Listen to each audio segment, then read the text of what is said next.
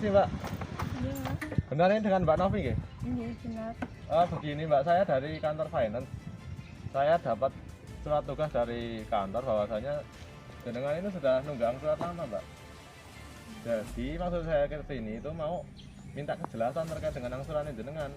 Jenengan ini mau ngangsur kapan kira-kira? Oh, kalau buat saat ini saya nggak bawa uang itu, Mas. Bu agak dikasih tenggang waktu gitu gimana? Masalahnya ini jenengan sudah banyak nunggaknya Mbak. Jenengan ini udah nggak bisa lagi dikasih toleransi. Jadi gini aja Mbak, saya minta biar simpel aja. Saya minta jenengan ngangsur hari ini. Saya hubungi keluarga dulu ya, Mas. Enggak Mbak, nggak bisa. Saya maunya jenengan mau ngangsur hari ini atau motor jenengan saya bawa. Dulu ya, Mas. Soalnya kalau sekarang saya nggak bawa uang juga. Nggak bisa Mbak. Pokoknya kalau mau jenengan ngangsur atau motor jenengan saya bawa. Ya bentar ya, Mas. Saya hubungi pihak keluarga dulu. Iya, ambil ya. Nanti silakan urus di kantor kalau mau pengen motornya tadi, oke? Ya, kan ini benar ya, Mas. Nanti silakan urus di kantor, oke?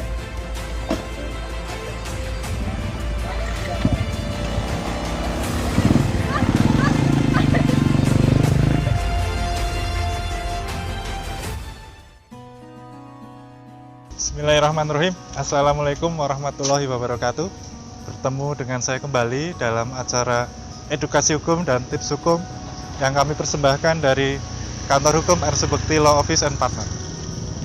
Kita telah sama-sama menyaksikan tadi ilustrasi di awal bahwa kerap terjadi di masyarakat ketika di tengah jalan mereka dicegat ya, kemudian motornya ditarik oleh debt collector atau DC. Kali ini saya ingin memberikan sebuah edukasi dan tips hukum bagaimana cara kita menghadapi DC-DC tersebut.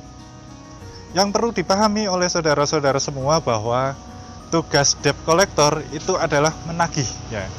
Menagih kredit yang tertunggak oleh seorang debitur.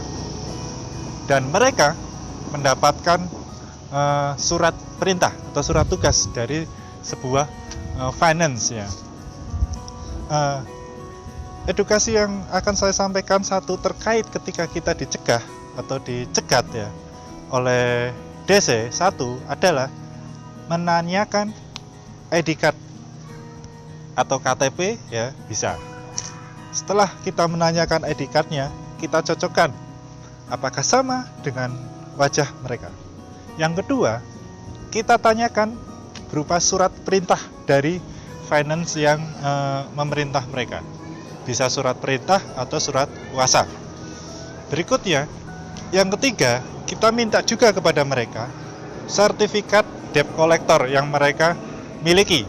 Karena peraturan saat ini setiap jasa penagihan petugasnya atau pegawainya harus mempunyai sertifikat debt collector. Terus kemudian yang ketiga, yang keempat berkaitan dengan aset atau jaminan berupa barang bergerak, biasanya perjanjian pokoknya ada atau diikuti oleh perjanjian ikutannya yaitu fidusia. Maka yang keempat, tanyakan sertifikat fidusianya. Dan setelah mereka bisa menunjukkan ya, maka foto seluruh yang tadi saya sampaikan, ada ID card, ada sertifikat fidusia, ada sertifikat DC, ada surat perintah, fotokan masing-masing. Dan kalau sempat, memang ketika sudah dicegat, kita posisikan HP itu merekam, ya, merekam aktivitas mereka saat mereka mencegat kita. Itu tips awal ya yang harus kita lakukan ketika dicegat oleh DC. Ketika mereka tidak bisa menunjukkan keempat surat-surat tadi, maka mereka sekali lagi tidak berhak untuk menarik kendaraan kita. Ya. Kalau mereka tetap menarik, maka bisa kita laporkan peristiwa dugaan tindak perampasan tersebut ke kepolisian terdekat. Dengan bukti-bukti yang kita miliki berupa rekaman atau juga berupa foto-foto yang kita ambil tadi. Itu tips pokok. Tips tambahannya, satu, jangan memberikan uang sepersen pun kepada DC, karena sekali lagi tugas DC adalah hanya menagih. Ketika kita ingin membayar, maka kita ke dealernya langsung atau ke finance-nya langsung. Berikutnya, kita harus tenang ya, menghadapi mereka kita harus tenang, jangan emosi, jangan takut, terus tampung segala penagihan yang mereka, informasi penagihan yang mereka sampaikan, dan sampaikan juga kepada mereka bahwa kita sedang atau akan melakukan negosiasi kepada finance terkait.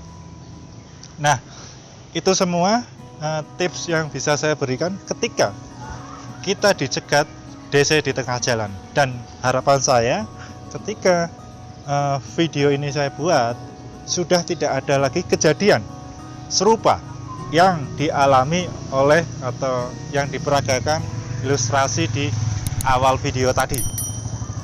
Semoga tayangan ini bermanfaat, dan atas perhatiannya saya ucapkan terima kasih. Wassalamualaikum warahmatullahi wabarakatuh.